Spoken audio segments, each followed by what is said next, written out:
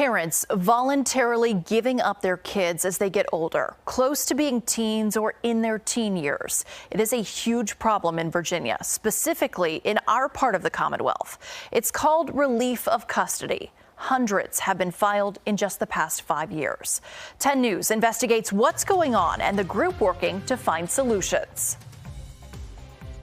Thought of basically giving up your kid is, wow. I can't think about that. Right. I mean, to think of a parent being faced with the decision of how do I keep my younger kids safe? How do I keep myself safe? How do I keep the child, the teenager that I love safe? And feeling like they're failing at that. What a feeling that must be, right? That they feel like they have no choice. But that's the choice parents are faced with. There's an increase of parents filing for relief of custody. When a parent decides they're unable to take care of their child, they ask the court to relieve them of custody. Typically, the child would then go into foster care. Renee Brown is the CEO and president of DePaul Community Resources. She's part of a group the state put together to try and solve the issue.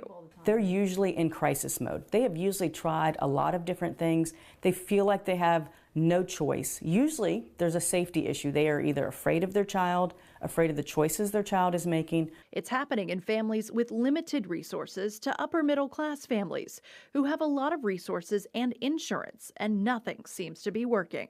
People don't realize how big of a problem this is, especially here. In the western part of the state, we have about 20% of the population, but we have probably close to 50% of the relief of custodies. Eric Reynolds is the director of the Office of Children's Ombudsman, who's also looking for solutions. What parent would want to be relieved of custody of their own kid? It's highly unusual, but when you look at the situations, when it's grandma, when it's an adoptive family that doesn't have the history of that child, when the foreign adoptions, when they don't have the medical or trauma history of that child, and all of a sudden, things start happening.